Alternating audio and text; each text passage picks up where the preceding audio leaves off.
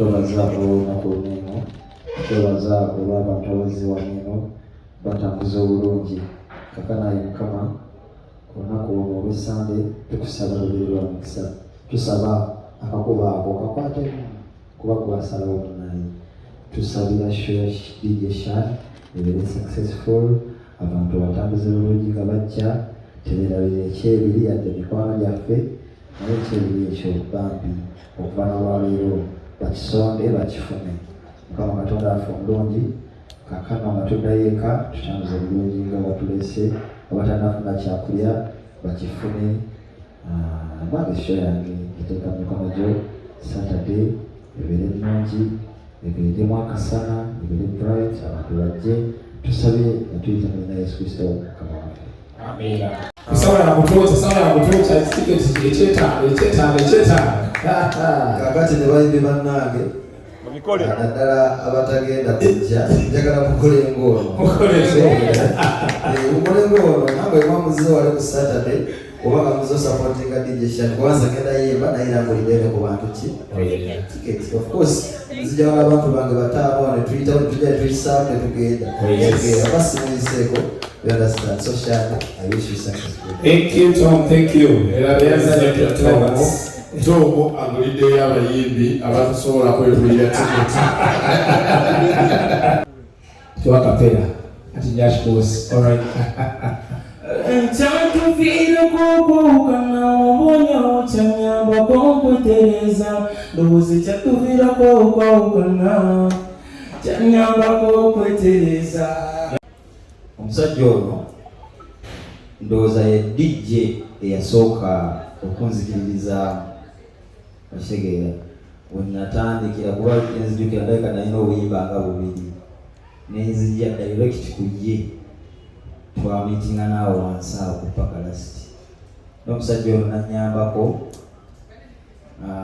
through okuzannya muziki wange naye nga obimanye badijja wawaayo ku mafuta obanyigayo Kitegeera ekyalo eno nze bagamba siina yadde ekikumi ky'ensimbi kinali muwaddeyo naye ng'azannya muziki wange Kitegeera. So kati nze ng'omuntu kikakatako okubeererawo Shine. Era Shine nze kyemanyi tugenda kikola omulundi guno tukyagamba n'abiri gunya tugamba ku Sunday nasiwe kino ku Sunday ffenna nange ngenda baawo yadde nyina show naye nyira obaawo kulwani kulwa Shine. So bakyali bange mwenna mpita abakyali bange mu kikajjo gye tubeera wano kumpi nnyo mujje tusooke tujjewo kano Kitegeera tusooke tuyitiremu Shine wano eno tulabise okuyingira 2,000 sente ntono nnyo. Mpozi nze ngaze ng'omuntu through support ngagulayo tiketi 10. Thank you. Olwadde Shine tutandikira mpolampola naye nga mbayita mwenna bakyali bange mujje. Omusajja ono akuba endongo ate akuba endongo eyaffe Uganda music Kitegeera ate nga naffe kyetwagala naffe music waffe akole ki atambule. So let's be here for Shine, tumubeererewo tumuwagire climax watuukika. So ffenna bakyali bange mbayita tubeerewo ku lunaku olw'Essande. Another opportunity, my bro. Yeah. Tina baby onana ekirote kyange kulirana kyobola banga bankuwaana nze bangi bampaana banneetegaze n'abagana bamukunoonya nyakukwana y'abantu mulibande pozi n'ekirala tukakiseewo yaman Saturday polisi zokiweza tomuli Uganda tomuli live na Muzabbibu concert tuyingirira meka malama tuyingira 1,000 kwesatu emeza ya $2,000 naye twangweko kuba tiketi ziweddewo kati essaawa enosobola kugulira ndowooza kuki online Kitegeera netepo zinatera okugula ekikini twangowa bookinga mami jangujja bawulidde olwaleero tuli wano okubategeeza enteekateeka bwegenda okubeera naye ng'okusookera ddala nga sinnabategeeza byonna njagala kusooka kwebaza mwenna abaziwano ne mwerekeza bye mulina okukola ne musalawo okubeera wano kyakabi nnyo era mu ngonda ze nti muli bambi kubanga bagamba konna omukabi yaba muno ddala. So neyaziza bannamawulire mwenna Chicken Tom D baganda bange mwenna Nadia Pala nkakasa buli ali wano abadde n'ebyokukola naye ebyerekereza n'agamba kansooke nsaleko DJ Shine kyakabinnyo neyanziza amanya n'eddoboozi nze bampita Mr. DJ Shine the was and tools atakoga atagejja atatyapalana ani ndongo nze kyemmanyi nti kasanyimira mu ddeeki tosobola kunenganga tosobola gwatakimanyi gogolingako saakingako jategeraho wezidijeshana. So ndi wano okubategeeza nti ekigenda obeera wano ku Sande si muzannyo, tetugenda kusaaga busaazi, tugenda kuba ndongo. Eno endongo yaba DJ, njagala mufune bulungi, yaba DJ si kigulu kya muyimbi, ya DJ. So kujjangu wano ng'osuubira bw'oba ng'ojjidde mu Gomesi, sikusuubira kugira mu Gomesi wano kubanga tugenda kuzina mpaka kuwulira bubi. So basaba badiji bangi abamperekeddeko, abayimbi bangi abamperekeddeko, naye abayimbi kano kankaleeti gye muli. Abayimbi okusapootinga DJ ekitegeeza kujja kumuyimbirako kyokka.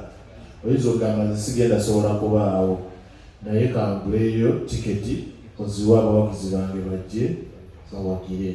Ekyokubiri, abayimbi mwana temutubeereddeewo naddala ffe ba DJ. Era nabadde nina binyumya nabo ne bagamba abayimbi abasinga tubeesibako obwesibi tebatwagala, because one day nakubira omuyimbi ku sheeno yennyini sijja mwogera linnya naye nga yampisa bubi, ate nga nze omu ku badijja abamuteekako ettafaali okuva ku scratch mpaka waali, naye yabuuza ekigambo kimu, ogenda kumpa sente mmeka okujja okweyimbira. Ne mugamba njagala kwogera nawe face to face. Nangamba biki byoyagala okungamba byotasobola kungamba wano, ng'ate ayogera nange mu ngeri y'okuzaawa. Ekitegeera olw'okuba nti kati yafuuka munene nnyo okusinga Shani.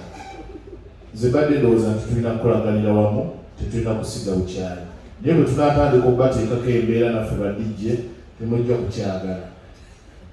Mbadde saagala tuteekewo mbeera eyo, abayimbi mwenna saagala kwawukana n'abayimbi mwenna, naye bwe kijja tuuka ekiseera nga kinkakatako kubeera n'abo bayimbi bokka bakyali bange.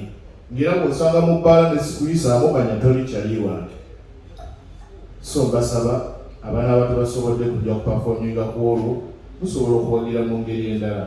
Ekyo nsaba kisabe. Ekyokubiri, nsaba tukolagane ne ba DJ bonna, si Shani yekka. DJ wajja mu maaso go, yogera naye bulungi, niwe watu ina kyogenda muyamba, naye yogera naye bulungi.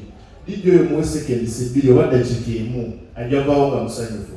Naye gubiri omulaga nti tomwetaaga, ate bw'omusanga mu box n'olaga nti omumanyi nnyo, ekyo ekintu kituluma ba blood. Mutusanga mu DJ's box nga tuzanya music, ne mulaga nti mutumanyi nnyo era mutwagala nnyo. Naye ffe we tutuukira obbaagala mutulaga nti temutumanyi era temutwetaaga. Bagayizi tulina okwebereramu ffenna, tweyagalize era tweyagale. Share akusande mbasaba mwenna abali eyo mujje mumpapire. Abasinga obungi muwuliddeko ku Shani bw'azannya, si DJ disappointinga muntu. Nze muntu gw'ojjana ndi bw'ontwala mu Arua, ndi bw'ontwala wa, abantu ne bafuukira ekizibu. Era bavaawo bategedde who is Mr. DJ Shani. Kati kuolwo olunaku ate gw'atamanyi oba bulijjo ng'ogezesa bugezesa jangu okakase DJ Shani yani. Nina abayimbi bangi abamperekeddeko, muganda wange Tom alina ekivvulu.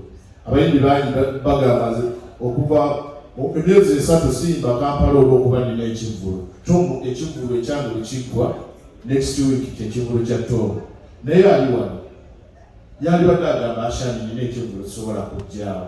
Naye akugambye nti nikuolwo olunaku agenda kubeera wa performing olwalaavu. Yalibadde alina ekivvulu ng'agamba sijja kuyimba, ate nange naali kitegedde n'etiketi aguze. Kati pulaani gwani atasobola kugula tiketi. Naddala ng'oli mu entertainment eno sijja kugamba bayimbi bokka kubanga industry eno ngazi.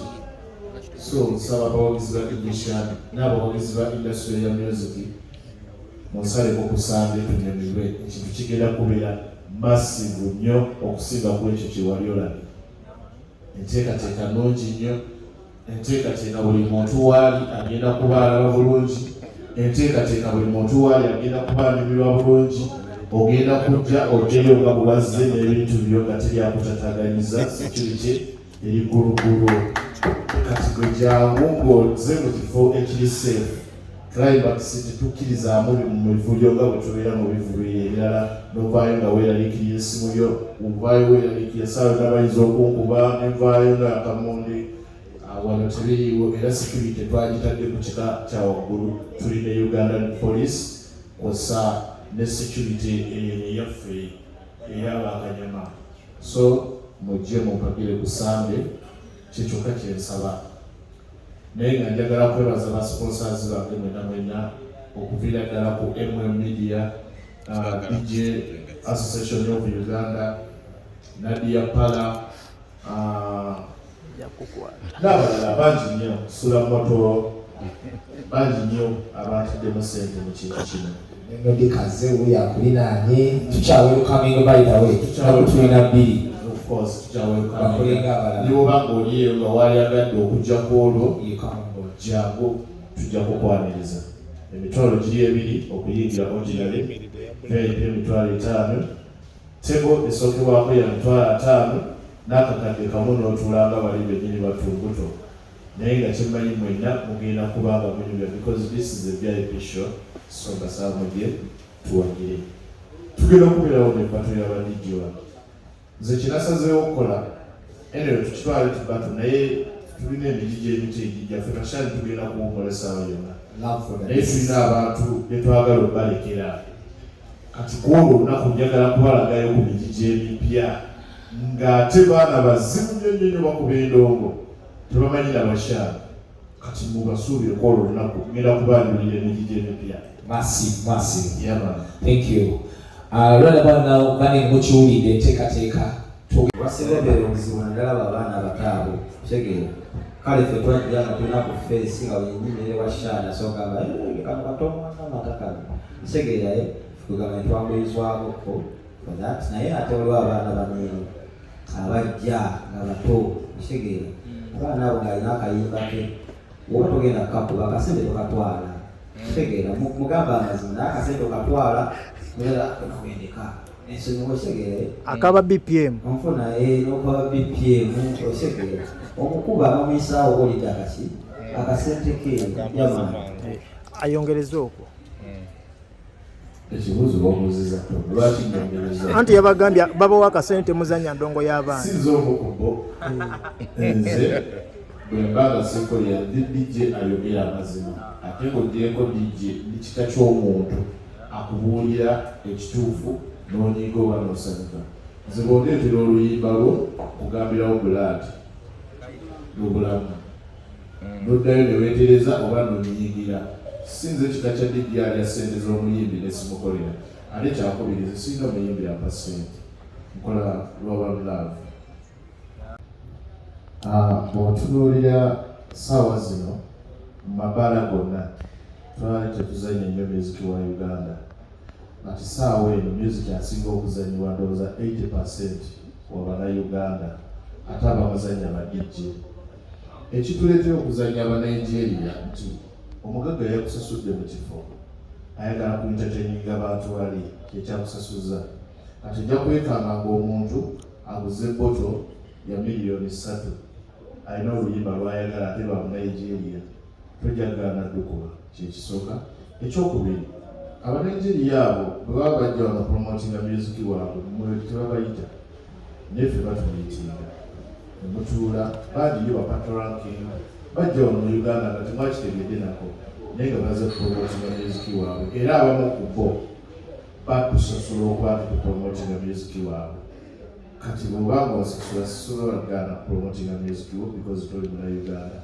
nze ndi kika kya DJ azanya buli kika kya music buli music yenna ajja kasaabeera nga bafaani bange bamunyumirwa muzanya nyanza okay thank you alina okumanya nti Nadia Beauty Parlor bagenda kumbuuza ku DJ Shine so task ye yeetya kola research ku DJ Shine sigenda kugamba nti tugenda kubuuza kino kubanga ojja kujja specifically ng'omanyi ekyo okitegeera so yonna gy'oli kola research ku DJ Shine omanyi DJ Shani akubira mabaala ki osobola okumanya DJ Shani yatandika ddi okuba ebyuma kwekola research.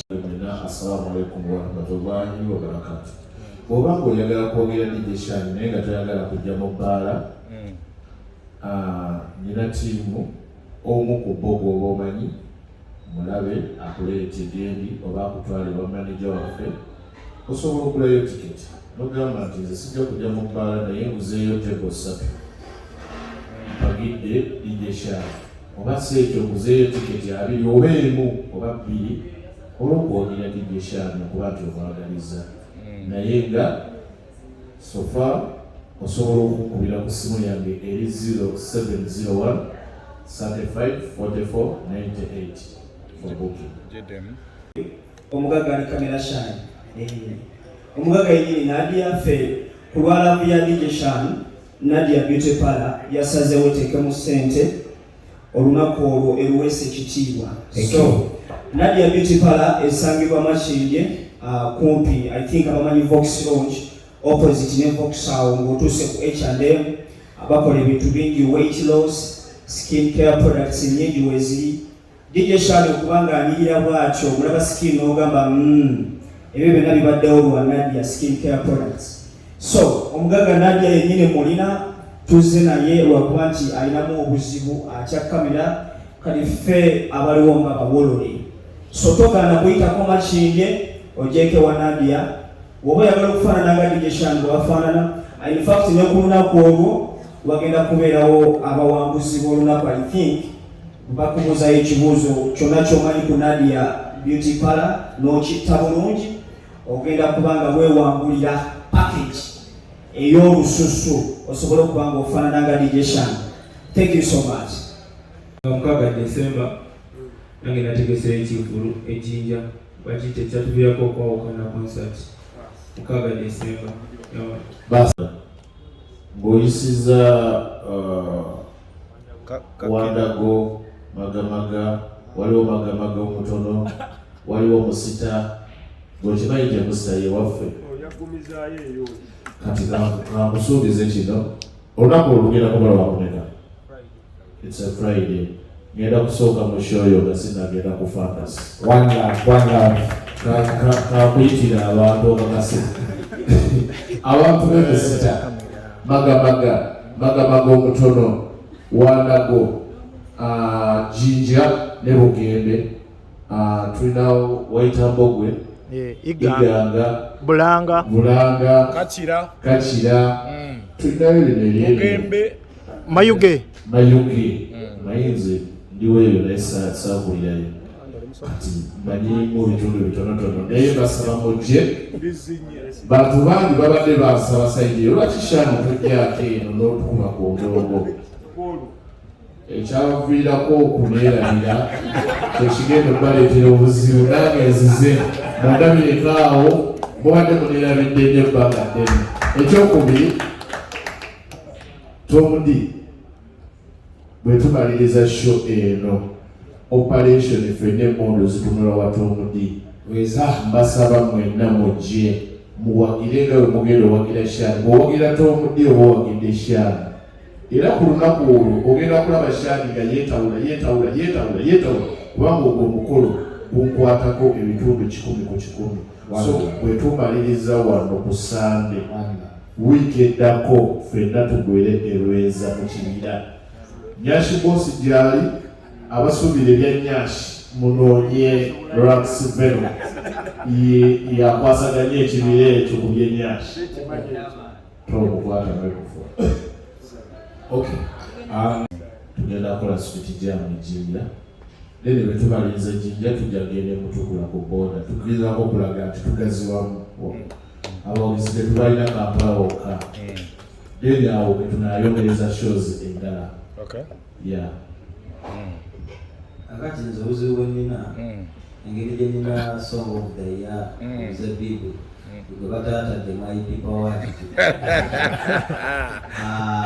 okuva ku show yange mwezi gwonna ndi busy bali bambuukinga kati gudi zange zijja tandika January ndowooza extras song of the year already booked December yonna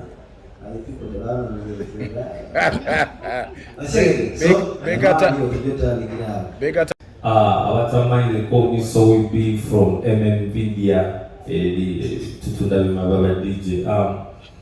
Ekindese wano kukatiriza okukyekigenda obeera okusande abakyali baffeffe nakusingira ddala ba DJ mwana nkimanyi ba DJ abasinga kusande tetubeera nnyo busy tujye tubeere musajja waffe. I'll call him a living legend because of so many reasons. Okisegera kyano omutunuulira bivamu ku ba DJ oba omuzadde ng'oli eyo asobola okwagaliza omwana we okuyingira ebidongo because sincerely speaking n'omutunuulira olabira ddala nga is a star musajja atunulika akanirira. Okisegera be bantu abamu abasinze okutulaga nti omulimu gwaffe nagwo gwa muwendo ng'emirimu emirimu emirala.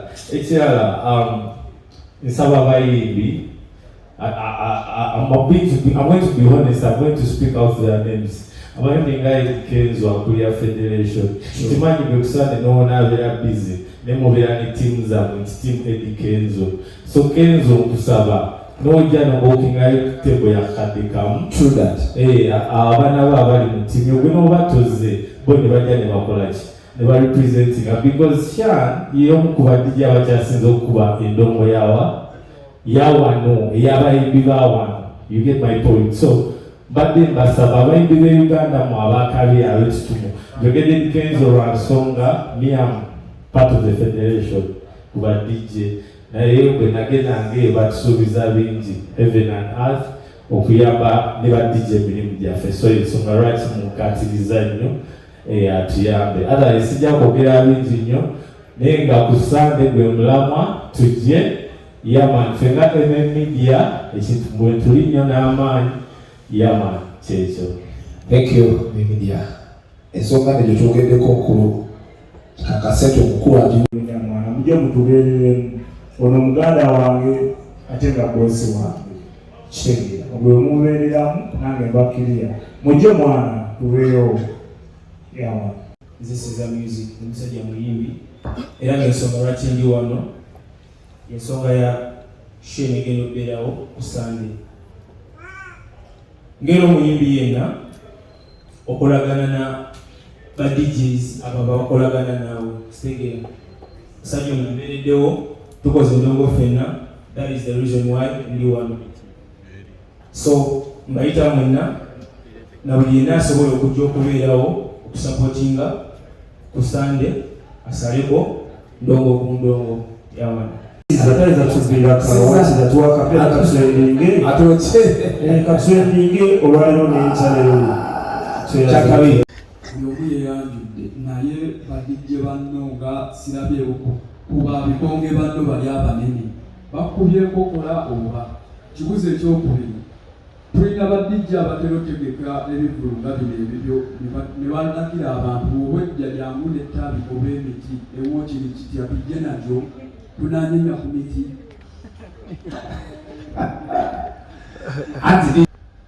Ekibuzo ekisooka mbozizza ku pano badijje bannange abamu nga tebaliwo tebakubye enkokola naye olw'okuba nti embeera y'obudde yageze n'ekyuka twabadde n'enteekateeka y'okutandika mangu ne tutuuka ne tugawo oba tukisaze nabo tukikola enkya naye olw'embeera y'obudde ne tugamba akatugende n'ekiriwo.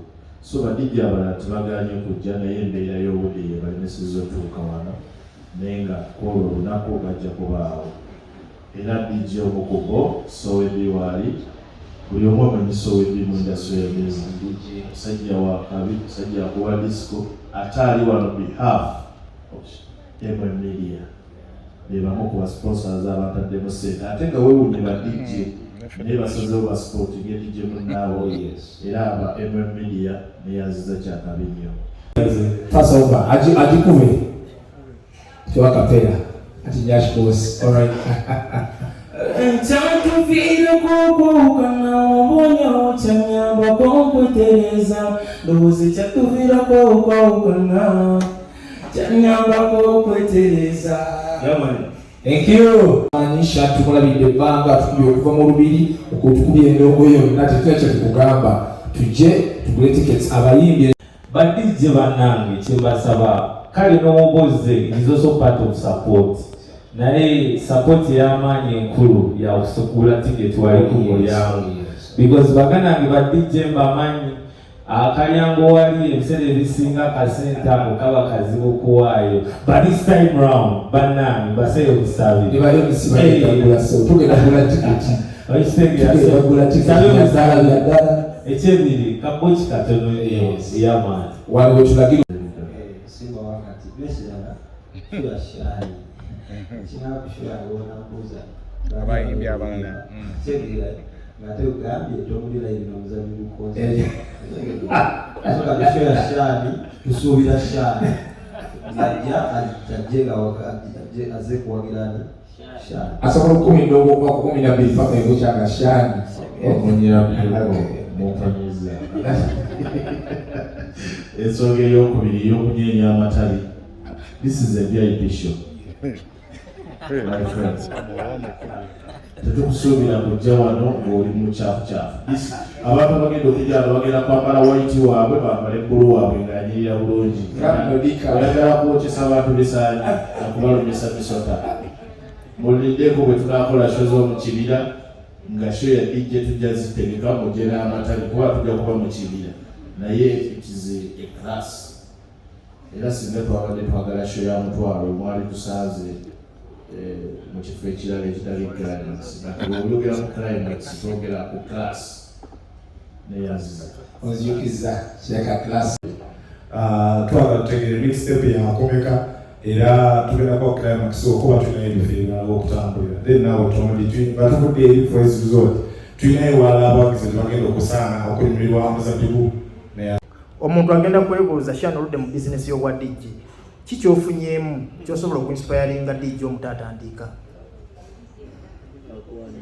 Ekisookera ddala DJ omutatandika bw'atunuulira Shan yeegomba okubeera DJ. Kyenyinza okugamba DJ nti tebitandika nga bw'ondaba nze Shan.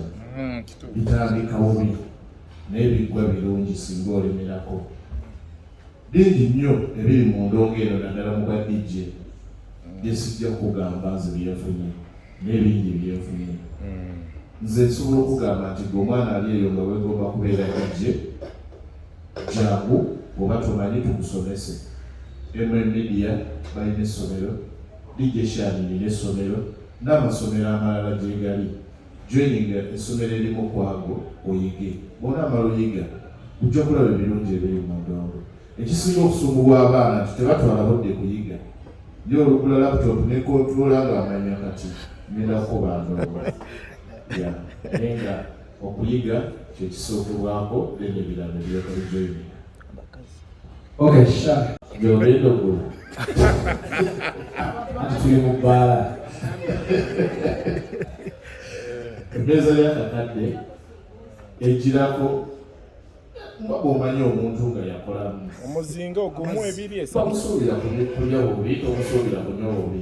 Naye ate bangi nnyo ba Hajji akeera ku makya n'agula emmeeza y'akakadde n'agamba ashyanizedde era ako mazzi g'ebyokunywa. Kati kisinziira bw'oyagala kunywa ki. Nze sikutegeera byonna kasita omanya nti ekintu ky'osaba kiri mu bajeti eyo ejja mu ssente zo.